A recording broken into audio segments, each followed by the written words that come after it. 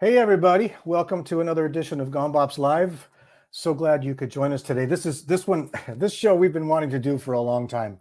And it's, as you can imagine, difficult to get these guys' schedules all lined up so that we can all join each other in the same show. And we got really close, but we're still waiting to hear from Luisito Quintero. I did speak with him this morning, but there could be some issues with internet connection and weather where he is, but I'm hoping he'll join us today. But everybody else is ready to go, so thank you for joining us. So today, this is a show featuring all of our signature artists. This is something that we've been wanting to do for a very long time, and as luck would have it, like I said, their schedules lined up. So the main purpose of today's show really is for you guys to out there ask questions, join in. If you've had questions or wanted to ask these guys anything over the years, this is your chance to do that. And we could possibly put your comment up on the screen and get answers directly from them. We'll also find out what's going on with them for this year coming up. So let's get started. First up, I'd like to bring in, this is Will Phillips, everybody. Hey, Will. So, Rich. Welcome, welcome. Thank you for having me. All right. And Lenny Castro, everybody. Hello. Lenny Castro's joining us. Danny Reyes. Hey, everyone. Welcome, welcome. Everybody say hi to Orestes Vilato. Orestes. He needs better lighting. Roberto Quintero is joining us today. Hi. Hello. And finally, Alex Acuna. Welcome, everybody. All right. We're doing it. So welcome. I let the audience know what we're doing today, and hopefully we're going to get some participation and some questions from everybody out there. So this is being broadcasted live via Facebook and YouTube. And so hopefully Luisito will join us. I sent him a message just a second ago, so hopefully maybe he's having issues with weather, because at this point now, with the way things are around the country, I don't know about there's certain parts of the country. Actually, yesterday it was 75 or 80 degrees. I think even in Washington D.C. it was 80 degrees, which is crazy. A couple of days ago, and we actually had snow and hail here in Santa Monica day before yesterday. Yep. Did you guys have that there too? The hail? Not here in Thousand Oaks, but it's been raining like crazy. I mean, I had to drive into the valley yesterday to do a rehearsal. At about noon, at about 1 o'clock. I got to the freeway and I got two exits, and I started going, I don't know if I'm going to make it. Maybe I should just go home. Really? But I braved it, and I went, got to the valley and did the rehearsal and got back. But there were cars. There was one truck that was actually halfway up a tree. I don't know how that happened. But guys are sideways. Cars are, it's 20 car pileups all over the place. Did you get hazard pay? Yeah, I should. Richard, can you hear me, Richard? Yes. I don't want to hurry anybody up, but at noon, at 12, I have to go somewhere. That's okay. That's okay. Okay? No problem. Yeah. Oh, yeah, but Papa, si tiene que, it's cool. No problem. Okay. Well, listen, today I wanted to kind of discuss a few things with you guys and give everybody a chance out there to ask questions if they want to. But I wanted to let everybody know that, as you all know, we have some amazing products with all of these gentlemen.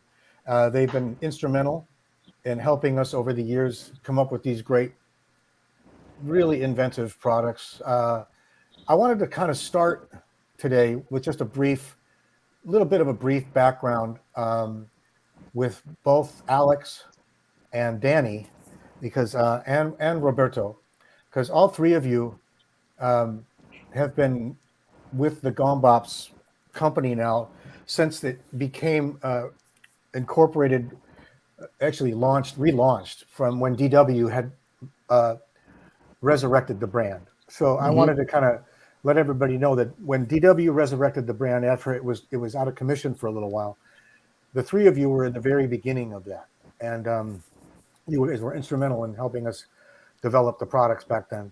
So I wanted to find out when you first found out that Gombops was going to be back in business, were you contacted by and somebody from DW? Was it somebody from the old brand, or how did that actually come about? My situation was Don Lombardi called me, Yeah. and I think I was still with not LP, the other one. Don't remember the name anymore. Anyhow, The other one. but he called me, and my son did the conversation. You know, the Yeah. all the things, and especially the question that he asked Javier, one of my twins. He said, "My dad wants to make the cajons in Peru," and he agreed, and that was the beginning of my situation with Gombops. You know, to make the cajon in Peru, which has been an incredible boom. This is 2005 or maybe 2002, around that time. I don't remember exactly when, but so that it was Don Lombardi. Okay. And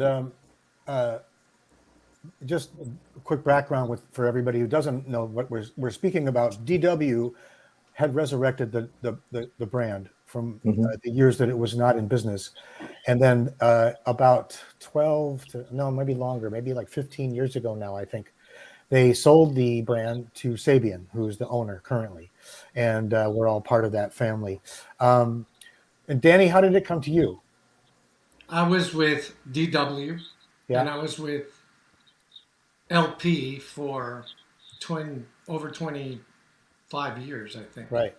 And then I was in a bit of a crossroads in my life, in my career, and Don is the one that I spoke to when he decided to go in the direction of purchasing a percussion company.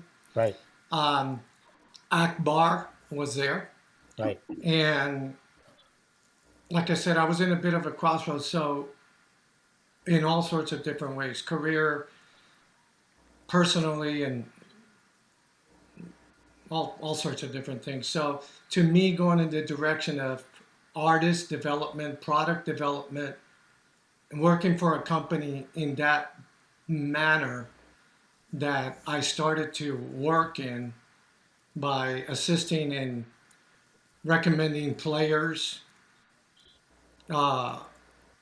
recommending different pieces of gear that needed to be brought to Gombops that were, because you always have like your bread and butter instruments, which I call like shakers, tambourines, and then you have your specialized instruments that are that sometimes maybe not sell as many, but at the same time the company needs to have those. So I was all very instrumental in being part of that at the very beginning of building Gombops with DW, with Don Lombardi. It wasn't John Good, it was Don Lombardi. Don, right. And just so you know, at that time, nobody was there except Alex and myself. Okay. And then I think it was the two of you, or I'm trying to remember, that introduced Roberto and Luisito to the company. Isn't that right? That's the same situation with Danny. I remember Danny's recording my first video on the Gombops, Congas Gombo. Okay. And I'm also, for the RPIT, almost 21 years old. I remember, and the non-show, the DW had the stuff, everything, the conga, and play the quinto. He said, wow, the sound, the quinto. He said, oh man, that's incredible. I talked to Danny, and, the next time I remember take the flight to Los Angeles, and Danny is recording, recording the video for for the congas combo, and 2 weeks after he saved me fight the wood. I had the quinto over there. That's the old quinto. The sound is incredible. But that's the same situation with Danny. Yeah. At that time, Rich, in making decisions that were, because you're a smaller company starting out, although DW is a massive company. We were a small company in a big world of percussion, other companies. So you had to make really good decisions when it comes to products that you were going to launch, products that you were going to make. And obviously, all the ins and outs of being able to make that correct, but also in recommending the players. Sure. And at that time, Roberto and Luisito were, we had Alex at that time, and Alex, is not only who he is to me, but to the world. He's Alex. So that was already like an incredible thing to have. But I believe my father was in that as well. Yeah, you're right. So, but Roberto and Luisito were really good recommendations from me to Don, and I'll put it as blatant and as simple as possible. They're in the Latin world and in other worlds, but they're incredible, exceptional players. They're good people, and they're punctual people. They're not people that are going to take advantage. I knew them. And all those different things come into factor. It's not just your playing. So as you know, Rich, from being artist relations, all those type of things are important, and we needed that at that particular time to get the brand to have more what's popular. Not just popular, but to have the recognition. Yeah, the sincerity to have those kinds of players behind credibility, the credibility, exactly. Yeah. And Roberto, Roberto was perfect, and Luisito was perfect for that at that time. That doesn't mean that we were not going to keep on developing, but at that particular time. Right. And Orestes, how did it come to you? Was it someone from DW as well, or you're muted?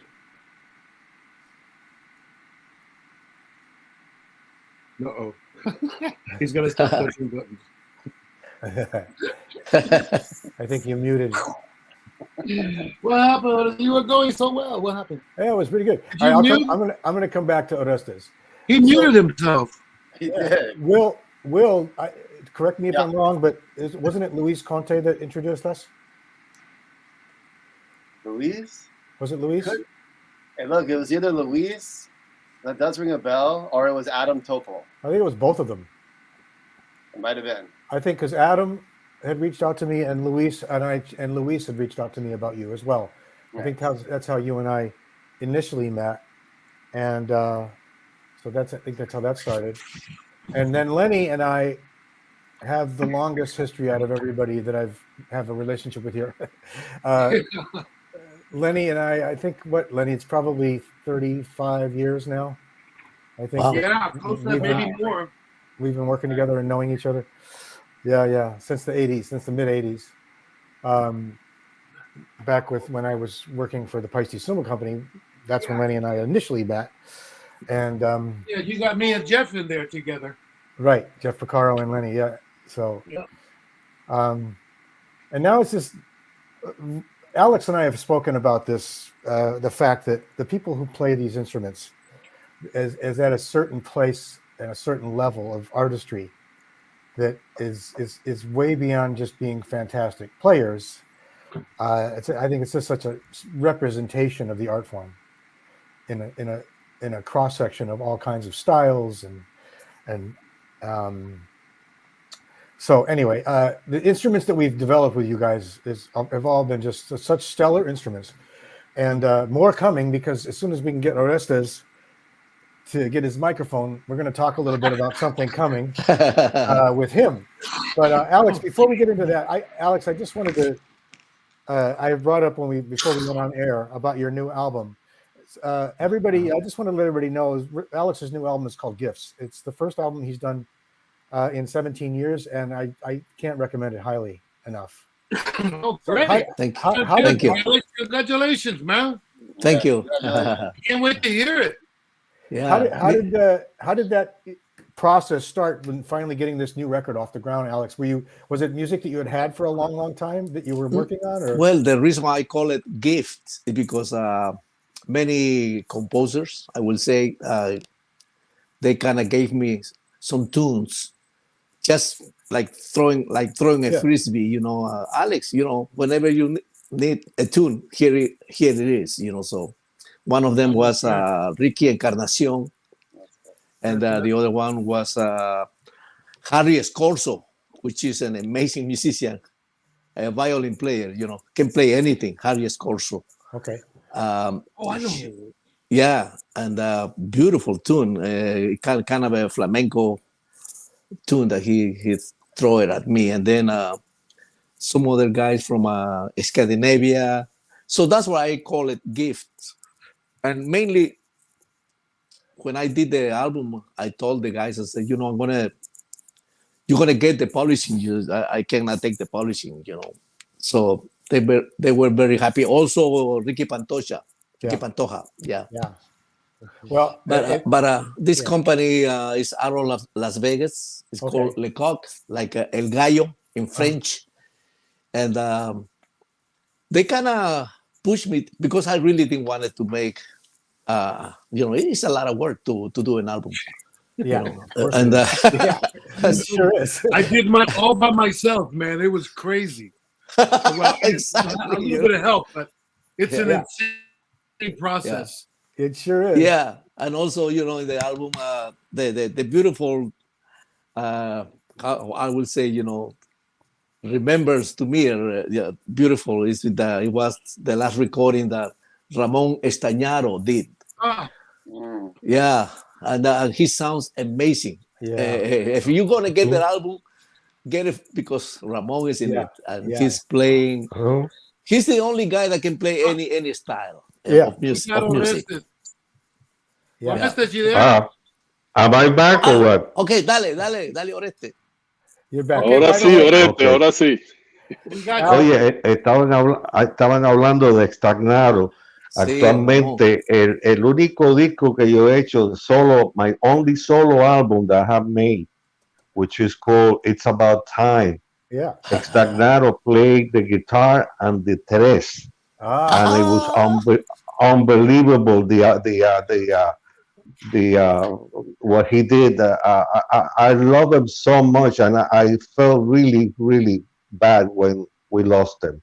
yeah. You know. I know, man. I know. Yeah. I also did a book with his brother that plays the bass. Yeah, Oscar. Oscar, yeah. We did a book for bass and piano and percussion years ago with Oscar.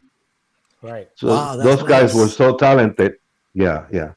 And we used to record once in a while around here for Rebecca Mauleon had a couple of projects, and Stagnaro was always there doing like you say, whatever. If it was electric guitar or acoustic or anything, it was Yeah, He's very versatile. I'm- Very versatile. super. amazing and a great guy. Oh yeah. Yeah. Okay, yeah. what is the question? Okay. Well, the question that I had for you was we can just briefly review this because we're curious. When you were introduced to Gombops, when the brand became resurrected, was it Yeah. someone from DW that contacted you, or who initially contacted you? Actually, it was Andy. And Andy Andy Silver. contacted me for a lunch, and we talked over a lunch the Right. thing about Gamba. Yeah. Okay, that's what I thought. So it was the new And version. then the connection with Gamba was actually to help my model was Akbar also. Yes. Oh, I work Adda. with Akbar. Yes. Yeah. Yes. Amazing. Right. So I just wanted to say one more thing to Alex real quick. Alex, also there's your version of Mercy Mercy is the funkiest version of Mercy Mercy. It is so great. Everybody, you got to hear that Greg Zawinul piece of music. It's so great. And what you guys did with it, I just love it. Going back to Gombops, 1 second. Yeah. We forgot a couple names at the very beginning. Yeah. That besides Walfredo, I know Yeah. I saw Danny one day. He was doing I think a recording with Luisito, and then we celebrate that evening in the restaurant of one of my sons, the Peruvian restaurant that he had here in the valley. And but I recommend Efraín Toro. Yeah. And also Walter Rodriguez. Yeah. I don't know what Efraín Toro is doing. I know what Walter Rodriguez is doing. Yeah. Walter is still playing Gon Bops. Actually, he's here in town. We were doing some sessions for Aquino. But he's doing really good. He moved to Nashville, and he's being also very well accepted in Nashville. And introducing Latin percussion in Nashville and introducing everything over there. Yeah. People love him. They love him very much. So he's doing really well. Those are Alex, I know you help him a lot. I know you help Walter a lot at the beginning. As a matter of fact, we did a NAMS thing, and somebody didn't come in or something, and you and Walter helped me out to do the show there in the NAM. Yeah. That's Actually, right. if anybody's interested in seeing, there's a video of that performance with all of you guys on our YouTube channel. Yeah. So beautiful. And I was very thankful to you, Alex, and Walter, and everybody that helped me. Also, Jesus Diaz jumped in, and we just made a Roomba there for. So it was unpredicted. I think the one that was supposed to be there was what's his name from Los Muñequitos, one Rumbero or something, and he didn't make it. So you guys saved the show. Oh man, yes, it was nice. that was great. Thanks. Lenny, I think the last time I spoke with you, we spoke briefly about you're working on your second album now, right? Or new songs for it? Yeah, I've written. It's so weird, man. I wrote maybe about 5 or 6. I'm not going to do as many songs as I did on the first one, but I wrote about 5 or 6 of them, and I kind of shelved them for a second because I got real busy doing a bunch of stuff. But I got to go back to them and revisit it. In fact, one of the songs that I'm doing is a song that my uncle. I had an uncle who was. He was what they used to call a folkie, and he wrote a lot of songs. And I grabbed one of his songs, which is really beautiful. I'm going to record that. Definitely. The thing is that I always get ready to do my stuff, and then somebody calls up. Somebody like Brian Bromberg calls me up and says, "I got 9 songs. Can you hit them now?" Yeah, right. I'm like, yeah, okay, go ahead. And then, that kind of takes up my afternoon or a couple of days. Brian doesn't do anything in small. He gives you everything, and you just do it. So things get pushed back and stuff like that. But I got to get back to doing my own thing again. I'm doing a lot of live stuff too in town, though, too. Yeah. Which is really weird. I've gone back to living at the Baked Potato. Yeah. I've been working there with Greg Matheson. I've been working there with Mitch Foreman, Brandon, Jeff Lorber did a couple of nights there too. It's like I usually just leave my congas and stuff there in the storeroom because I'm going to come back the next week. Yeah. So the resurgence of playing at the Baked Potato now, which is beautiful, man. It's really, that place has been a home for so many of us here in Los Angeles. Guys like Shelly and of course Don and his kids and everybody else that used to work there. I mean, every time I work there, I mean, I feel the vibe of Carlos Vega, especially Carlos. Carlos, I definitely. Oh man. So it's but it's great to be playing live though. I'm at 66. I'm still burning asses, man. Yeah. Man, you're still young, man. Fun. I'm having a great time. And Lenny, kidding me? Oh. I'm so Lenny, happy. I just shared another one of those Paul Peterson from Minneapolis, the great musician there. Oh, we just did 155 Funk Friday. Yeah, that amazing music family in Minneapolis. But Paul has this great thing called Funk Fridays, and Lenny plays percussion on it a lot, and you get to see Lenny playing his signature. Yeah, Danny, didn't you do it one congas. time? No. I've You watched haven't you done do it? it. Oh, you got to do it. I'm gonna give Paul your information because you guys got to do it. I mean, it's 1 minute. It takes it doesn't take much time, man, and it's so much fun, man, because you get paired up with all these guys that you've met for, you know. That's great, and it's a really chance to great see you play your cool new drums too. Yeah, well, that's a whole nother conversation about my drums. I'm loving the hell out of my drums, man. So much. It's like it's a affair. Good. But all thanks to you guys. All thanks to you and the Gumbop people, man. The Gumbop family. You know. A long time coming, and for those of you who don't know, the artwork on Lenny's signature congas were kind of an idea from both Lenny and Lenny's son, the skull drawing on the drums. Mm-hmm. That actually became my logo. The skull on there is my legal logo. I made that legally my logo, so I had to incorporate that. And then your art guy, the person that was working on the art did a great combination. Right. I don't know how he knew about the shades and the hands. He just put all the right elements together, and then we had to make sure the size was right and that the wrap would be fine, you know. Yes. But the drums themselves, the material, the way they're made, the way they sound, it's killer. It came out really happy. Came out really great. Which one are you using? Are you using the Tumbao series? It's the same shell. Yeah, it's the same shell of the Tumbao. Yes, same shell with a custom. It's good, very good wood, man. It's very nice and dense. It's really incredible. They sound unbelievable. They record very well too. Both live and recording is just amazing. Is that the Asian oak or something like that? That's the Asian oak. The wood? Yeah. Asian oak. Okay. Hey, yes. It's fantastic. It's fantastic. And plus, I also made a stipulation that I wanted the water buffalo skins on there.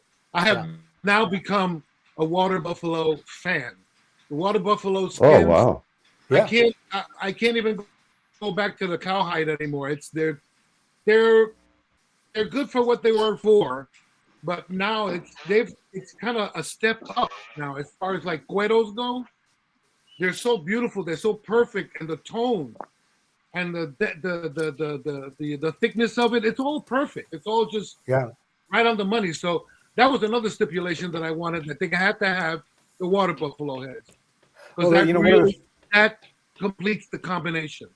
One of the things about that head, and when we're getting those drums from Asia, is that's where those animals are. So they have a very good source for that hide there. Yeah. And it's a very, I just hope it's humane situation, but that could be questionable. Yeah. Hey, Will, so talk a little bit about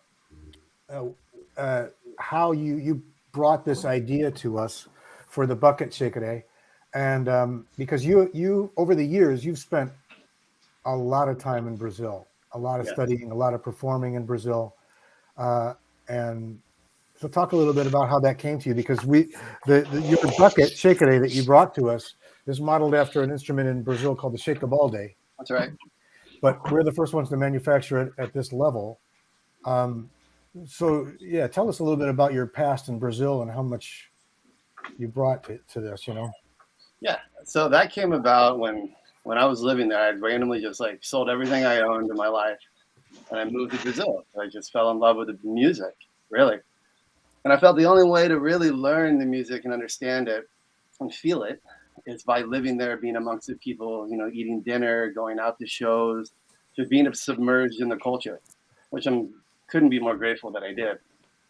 Now, the actual bucket came across because I was not working, but I was studying at a school there called Laranjeiras. Well, it was in the neighborhood of Laranjeiras, called Maracatu, Brazil. There was an old guy that worked upstairs pretty much making instruments. He's a luthier. I go up there probably a couple of times a week, talk to him, just kind of, pick his brain, get ideas. And then one day we were putting together a pandero up there, and I was looking for something different sound. So there was a bucket.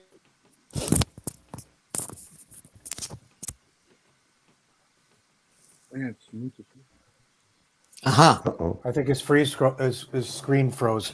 Yeah. The weather here is really, for those of you who don't know what's going on in Los Angeles right now, we've got the most severe weather we've had in a long time. So he may have Very long time.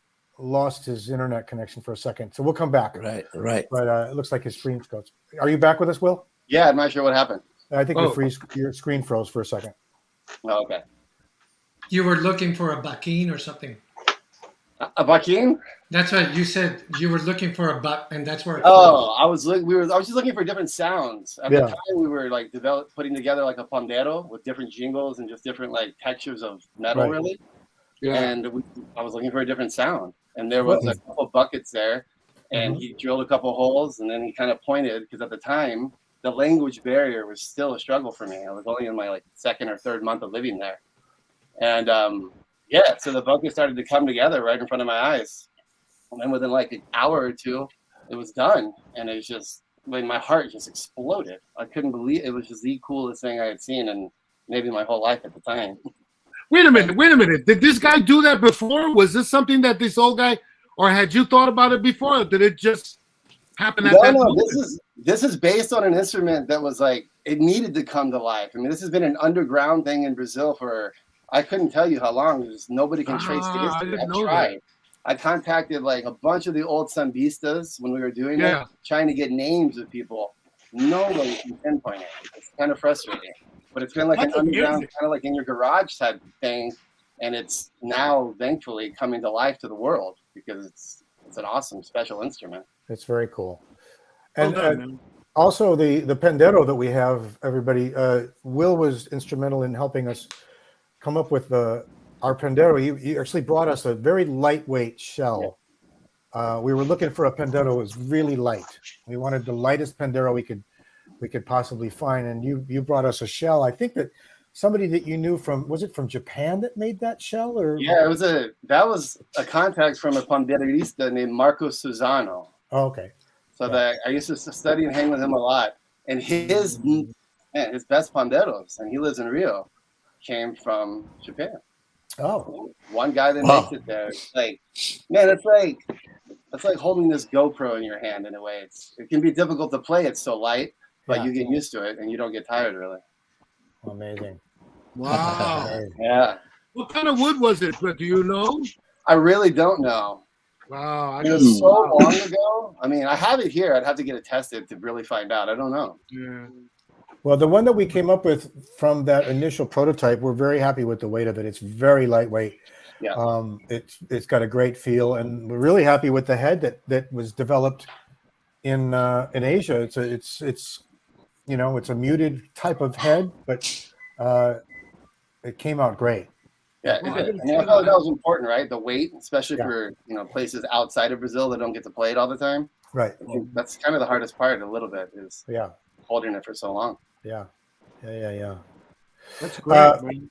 So I wanted, before Orestes has to leave, I wanted to just this will be the first announcement of this, but we have completed and will be introducing soon Orestes' new signature bongos. All right. Nice. So they are completed. We're waiting for them now, coming from Asia. Really cool, beautiful bongos. Orestes helped us develop, and you'll be seeing more of that soon. We're going to actually be filming a video with Orestes, and but the Orestes, they're a lightweight bongo. That's what we achieved with you. Very nice, lightweight. Everything has to be lightweight because Absolutely. Oh, Yeah. those timbales. My wife thanks you for the weight of those timbales. Oh yeah. Why? She usually, She's the one. she usually She's helps the me one that carry carries them. the car. You see Yeah. the roll? Yeah. She loves it. She's oh, it's so light. Oh my goodness.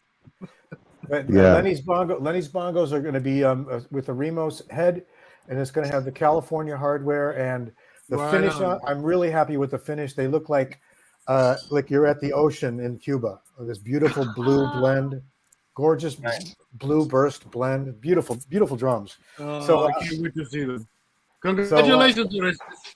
Yeah, congratulations. so Thank we'll you. see I want to mention something that maybe everybody knows it or maybe don't. Going back to Luisito, Uh-huh. when we made the timbales, Luisito used to go to Caracas, to Venezuela, and maybe brought 7 or 8 timbales, to display it over there, to sell them and all of that. That gave me an idea. And I think I asked, the company, if I was able to recommend my signature, of course, my instruments.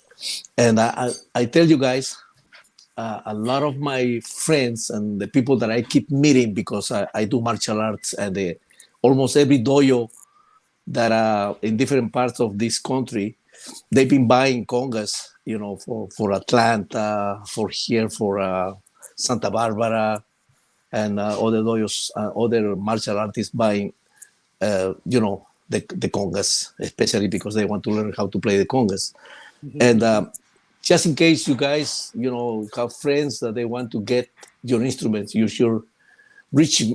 Maybe you tell them what the situation, how the situation is. It's actually a way of promoting the instruments that are so good, and sharing with your friends. Right. So maybe you should tell them. Yeah. You know what I mean? For Orestes and for Roberto and for everybody, for Danny and Lenny. Alex and I are the same age. The difference is that Alex practiced martial arts, so he's probably like 20 years younger than me. I know I could say this publicly. The 10 years with Carlos Santana destroyed my shoulders, my rotators, my elbows, my knees, everything. Yeah. That job is like a carpenter. It's one of the hardest jobs in the world for percussionists. Let me tell you. Yeah, that's true. Well, now that you say that, Orestes, Danny and I have this conversation recently. As far as the toll it takes on all of us when you're on the road, because Danny's schedule is pretty grueling at times. Especially, I think this year you're going to be pretty busy again, right, Danny? With Yeah. We're getting ready to take off in March, and then in June is the big tour again. But yeah, the wear and tear on the body is, it's one of those things it hurts, but it hurts so good. You know what I mean? Right? I mean, I think we're, well, the other day I hung out with Orestes and we did a job together, and it was one of the best moments, to spend with him, picking him up and taking him to the gig. And this is like at 2 a.m, taking him back to his house, and after playing and carrying the couple of cymbals and listening to him. And yeah, the wear and tear is there, but I don't think we would have it any other way. No. No, we wouldn't. We wouldn't. No, there's also something about the day after pain that kind of feels like, oh, I had a good night last night. Yeah. By the way, that's the way it is. Yeah. Yeah. Speaking of age, I got to show this comment. Check out this comment. What is that? Nice. Oh my God. Yeah. I love that. We also have a hello from Carol Cohen in Buenos Aires. She's joined us today. So Carolina says hello. Oh, Cara. Oh my gosh. And we should all congratulate Carolina. She just had a baby. Yeah. Wow. Yeah. So, She's a great player, man. She can play. Wow. Yes. so I'm sure her baby is already playing clave great, and not even a year old yet. Definitely, man. Yeah. Lenny, is there any rumblings with 2023 and the John Mayer gig? Oh, probably. Well, he's getting ready to do a solo tour. Uh-huh. I think during the summer, and the nearest thing I have a few festival dates booked in September with him. Okay. That could blow up into something bigger. I don't know. But I do want to mention that I am going to be at the Paderborn Drums and Percussion Festival this April. Uh-huh. I'll be going there. It's going to be an incredible trip. I'm going to go to Japan. Yeah. Hang out there, then fly to Germany, do a week there, and then fly back to Japan. Oh. And then, so it's the festival is kind of like in the middle of when I was going to go to Japan, and I see. I don't know if you guys know, but me and my wife are house shopping in Japan. Nice. So, oh, look at that dog! Oh my God! Don't show me dogs. I go crazy. That's beautiful. Sorry, I had to do it, man. She's been just like at the door, just come on, Dad. Oh That's man, right. I miss that. Makes me miss my dog so much. She's beautiful, Danny. Look Beautiful. at that dog. That's a beautiful. She knows she's on camera, bro. She's posing. What kind of dog is that? She's a pit She's a bull. pretty man. She's oh a my cutie. God. She's a rescue. Pit bull? Oh my Yeah, That's a goodness. kitty, bro. Big car. They're not. Yeah. They're She's got a very little sweet. Staffordshire in her, man. Staffordshire Terrier. Yeah, she's a rescue. So we rescued her about 2.5 years ago, and I really recommend everybody to go to the rescues and become part Yeah. of the rescues and all that in your community. Yeah. Yeah. Me and my wife, we dog sit a lot. We have. Oh, really? We had a dog and she passed away a few years ago, and we've been heartbroken since then. Oh, So, what kind of you dog? know, because we're gonna make a move to Japan, we don't want to get a dog now and then have to transport her and put her through quarantine or whatever. So we're just dog sitting right now for some friends. And if the move happens to Japan, we'll get a dog while we're out there. But I love dogs, man. Hey, Will, do you have a dog? I do. What kind of dog? He's a Old English Bulldog. Right on. We'll just do a dog tour. I had to take my dog to my cousin's house because if my dog was here, she'd be barking right now. So Nah. He's bummed out. He's not in the room, man. yeah. We got a comment from somebody for Alex here. I want to put this on the screen. Go ahead. De Peru. This is cute. That's So nice. thank you. Oh! Thank you to Jordan. for joining us. Oh, yeah. Beautiful. Wow, what a handsome face. Diana. Oh, my Can God. you He's so bring the dogs? handsome. No. They showing their dogs. No. Bye. Yeah, No, forget just- about just- percussion. no. Let's talk about the dogs. All right. Woo, he's happy. Maybe Oh, we need to oh, get a oh. dog sweater with a Gombops logo on it. We have here also a pit bull, but she just had a surgery, one of the legs, so she's not able. pobrecita. How old She's is she? resting right now. How old is she? A couple years, 2 years, Oh. 2 years old. Yeah, beautiful. What happened to the leg? Well, I don't know. I think she was running, and all of a sudden, she started limping. So that's when we took her to the doctor, okay. And so they had to do a surgery. But she's fine. She's fine. She's very good. But she's got the leg, or did they cut the leg off? No. She got the leg. They just did a okay. surgery. They just No. did a surgery. Yeah. Oh, Yeah, you're gonna yeah. save that My, leg. my granddaughter has a cat with 3 legs. Oh my! Because- Wait a second. Yeah, because it was run off by a car. Oh, So it cost them over $2,000 to save that cat, but she saved it. Armando, she has it with her, It's amazing how and she's got also a black German Shepherd, like the ones Danny's father has. Yeah, Wow, she loves those nice. dogs. She got the dog and the cat. That's great. Roberto, I wanted to talk a little bit about your fantastic congas and bongos because Oh, it's the yes. first time we've done the fiberglass shells, and I wanted to ask you, when we first started talking about that, did you Is it fiberglass something that you kind of always liked to do, or was this something that you just like wanted to try, or how did that idea? Was it just something you always liked fiberglass, or what was it? Like, yeah, because in New York, I'm playing, I'm recording every time. So for me, that's more easy, to move to my car and Very cool. travel. That's more easy, and I like the sound because sometimes I had the different for the wood. Yeah.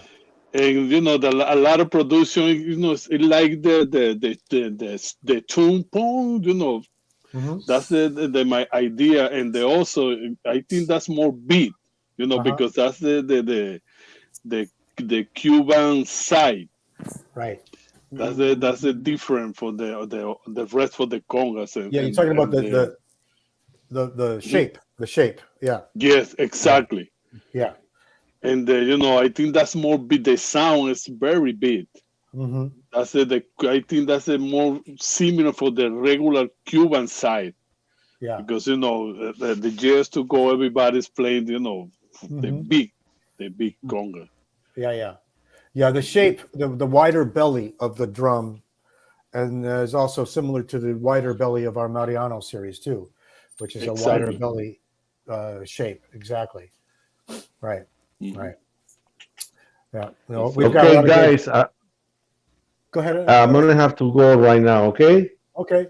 Okay, Okay, hermano. Papa. Thank you for joining us. Okay. And, Dios te Chévere. bendiga. Oreste. Take care. Gracias. I rest of hope the one day we could get together for lunch or something in real life, that would be and beautiful. have some do some dirty jokes and all that stuff.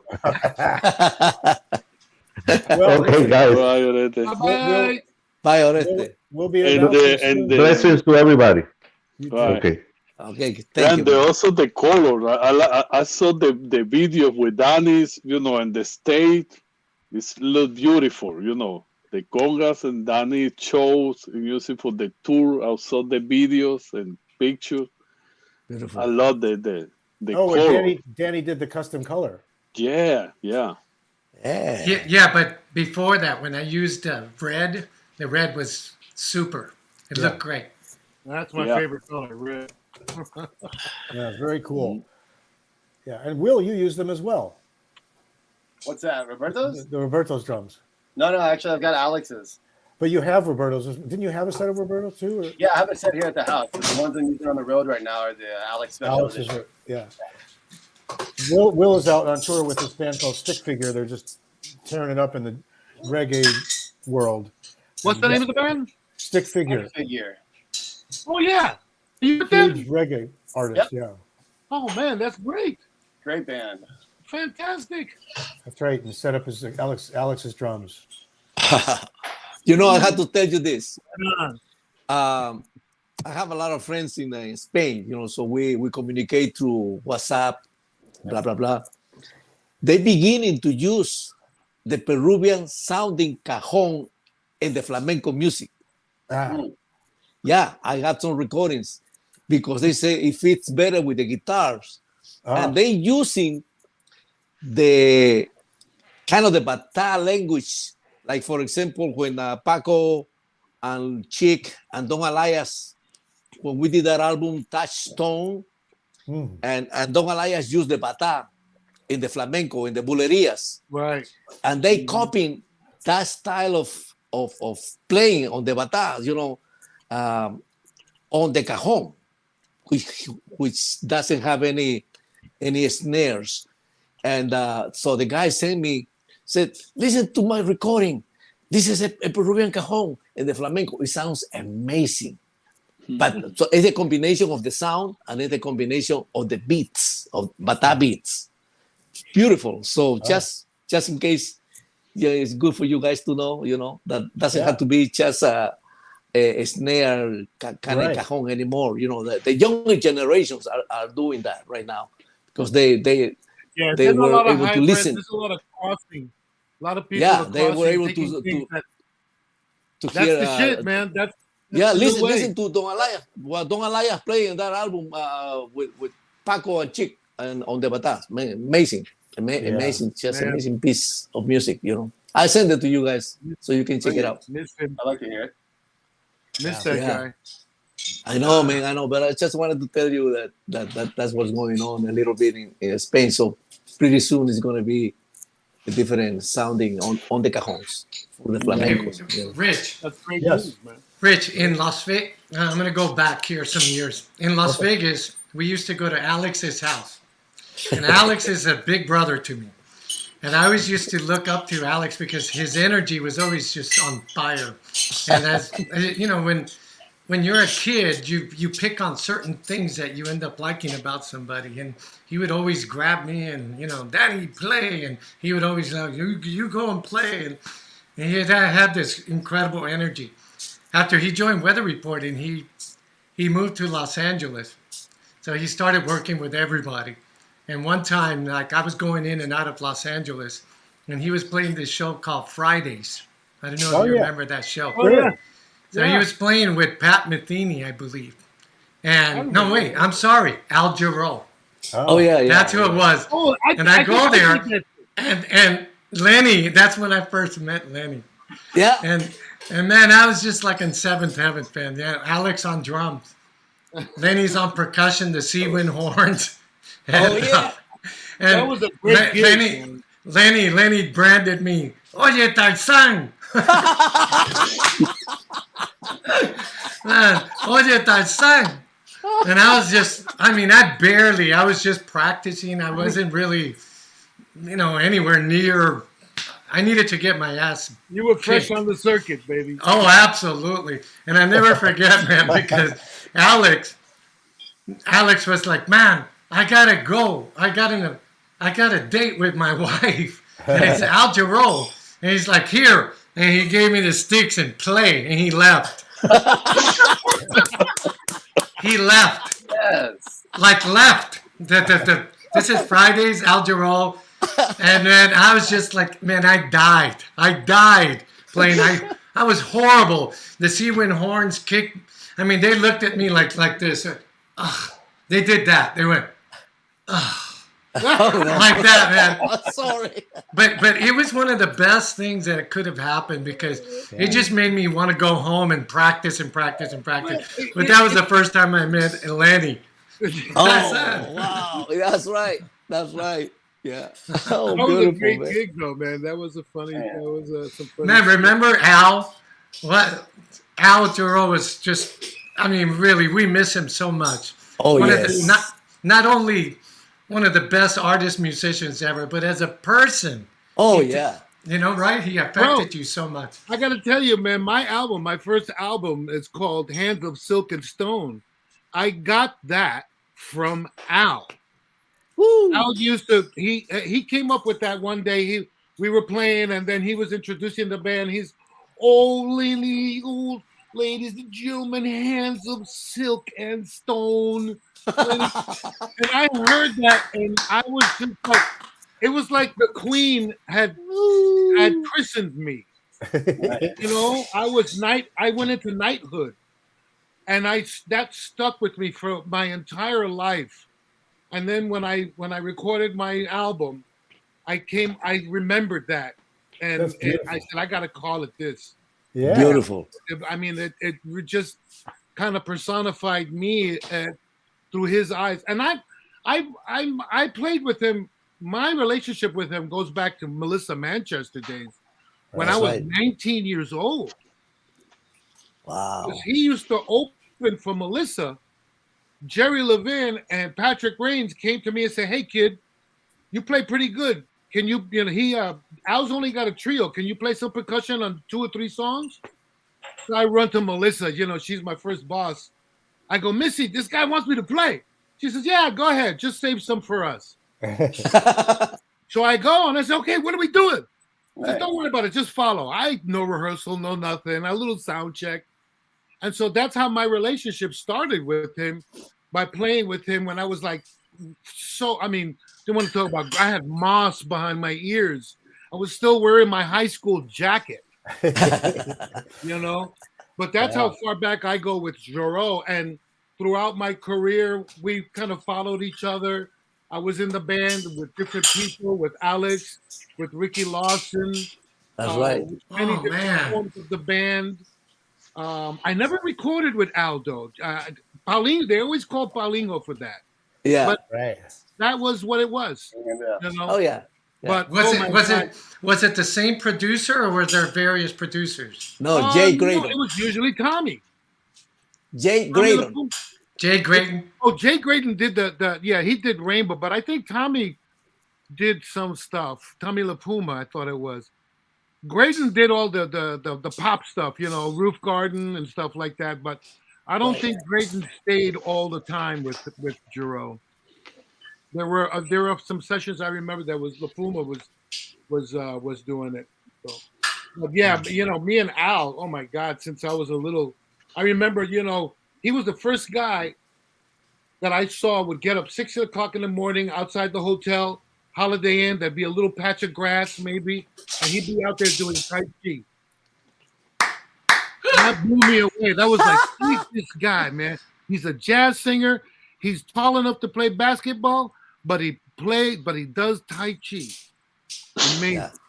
I mean, he was family. He was family to me. You know, He was. Well, I mean, I'm sure you guys are going to chime in on this, but he was so sentimental, so in tune with everything that was going on that even if he was in the audience, and you were playing, when you got off, he'd be crying. Yeah. Crying at the bar.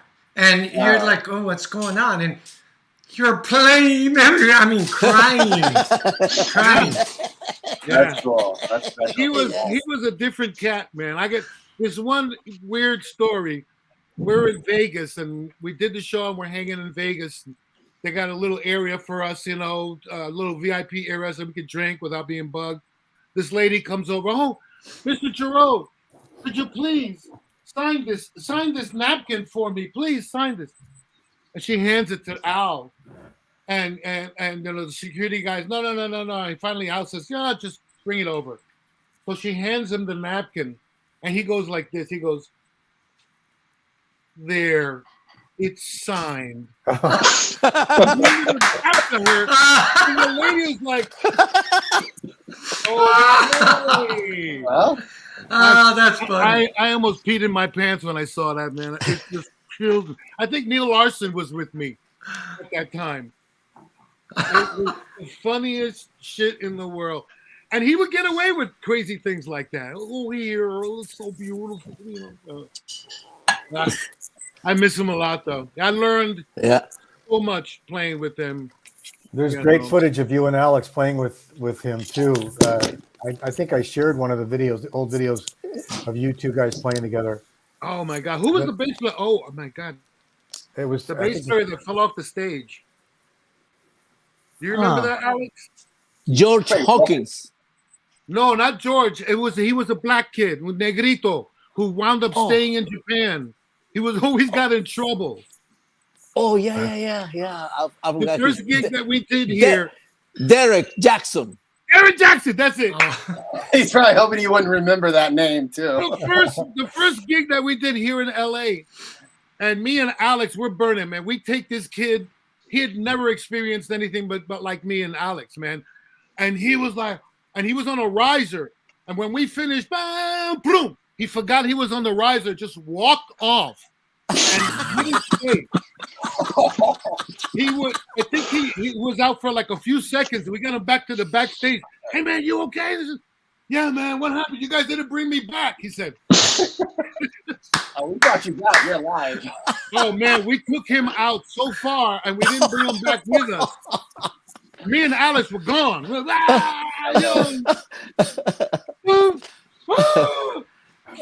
where he was. Man. Oh my gosh.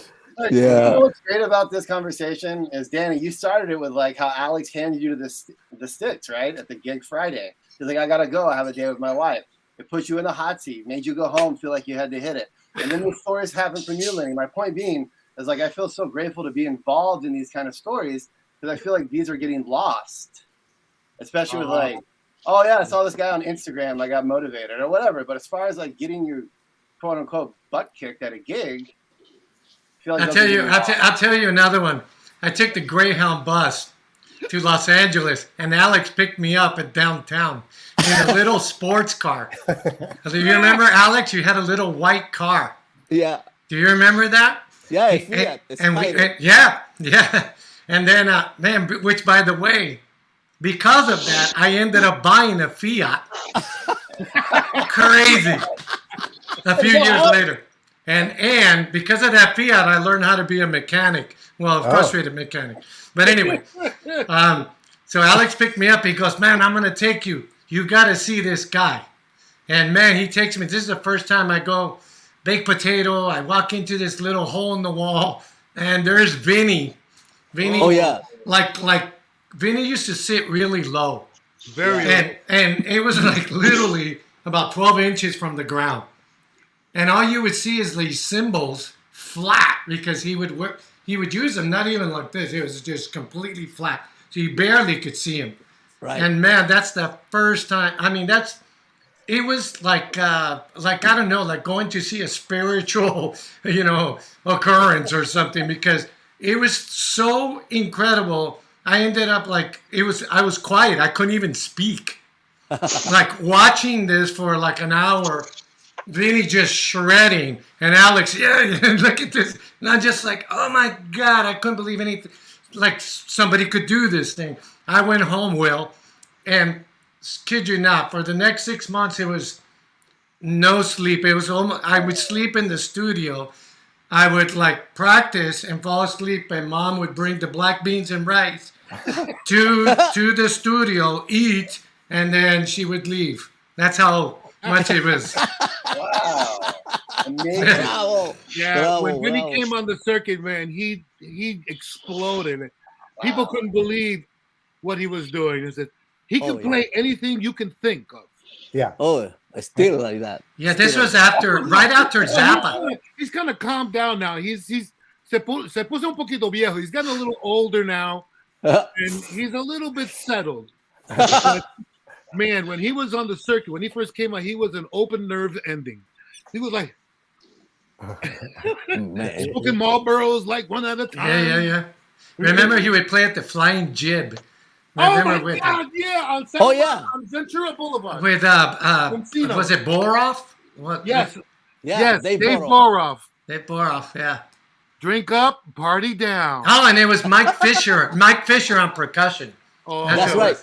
What happened to Mike, man? Mike don't play no more. Really? I heard he gave up percussion and went into another life. I heard he had some difficult situations in his life. Because he, such a good player. LAPR has his taiko drums. Yeah. Remember the taikos he used to have? Yeah. He was the first LAPR percussionist. He was the first percussionist I saw in Los Angeles when I moved here in 1982. And I didn't know anybody. And I came out and lived with my cousins out in Orange County. And Larry Carlton was playing at the Baked Potato. And I drove out on a Monday night, knowing nobody in this town, stood in line for almost an hour to get in, and it was John Ferraro on drums and Michael Fisher on percussionist. And I got to the door, sold out. And I had driven an hour to get there, no more tickets. So I'm like, I drove all the way home, came back the next Monday, got in and sat at the bar. And I've told that to both John and to Michael Fisher. That was the first experience in Los Amazing. See those two guys. Yeah, Michael Fisher. Yeah. Michael Fisher and what's the name? Steve Foreman. Yeah. For the Cats. Yeah. Jerry Steinholtz. Yep. Oh my God, Jerry. Remember That was my Jerry? first teacher. Yeah. He was great. I mean, I came on the circuit and he goes, "You're a motherfucker, man. He just supported me so much. And I'm like, who's this guy, man? This is incredible. He's giving me such love, He was a loving guy, man. He was amazing. We were all so blessed to know him and really be touched by him. To meet a guy like that when you're young in the circuit is a real bolster to your personality, your person. And he was never lacked in having a supportive word for anybody. No kidding. He's the best. He was my very first teacher here. Congas, everything. We got a hello from Willie Calderoni, you guys. Hey, Willie. really. Popping, Nice, baby. man. Nah, Nice that's a picture. bad guy too, right there. Yeah, no kidding. Yeah, he's a bad boy. We know, Willie, you're a bad boy. Hey, Roberto, I will have a question for you now that we're talking a little bit about those great stories. Timbalaya, you did the first record with Timbalaya, right? The old record, yeah. What? Man, when I heard those duets that you The counterpoint rap. duets with him, oh my gosh, man, you guys changed my life right there. That's Yeah. one of the best records ever for me. You know, so musical Thank God.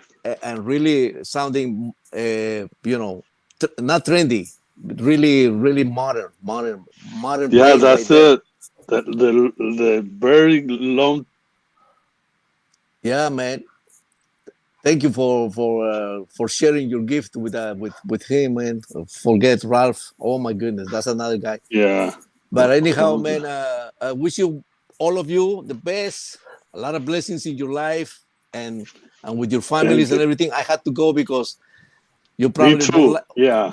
you probably won't like what I'm going to say. I'm going to have a Peruvian food right now. Oh, Un chaufa. Comiendo un chaufa. Un chaufa, sí. Yeah. Oh, man, lomo saltado, papa, tráeme. Yeah. I have a meeting with Walter. Walter, he just sent Come me a text. He said, anticuchos, anticuchos. oh, Ajís. anticucho, Don't yeah, forget the qué ajís, rico. bro.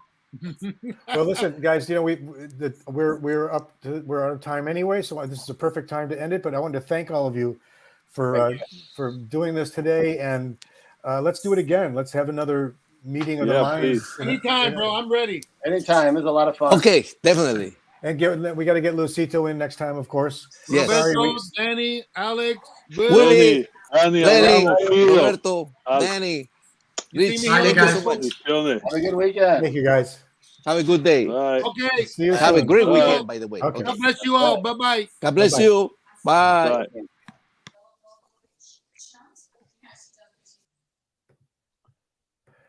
Everybody, thank you very much for joining us today on the broadcast, and I hope you enjoyed it. Sorry, Luisito couldn't join us today, but it's again the weather around the country has been technically difficult, especially in certain parts of the country. So I'll check in with him. I hope everything is okay on his end. And any questions for any of these guys, you can always write to us, and we'll be happy to pass the word on.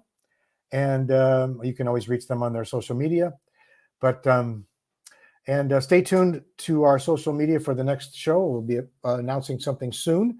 And also we'll tell you more and more about our new Orestes Vilato bongos soon to come out. And we'll let you know when we have a video for that so you can see and hear them. So until next time, everybody, take care and be well.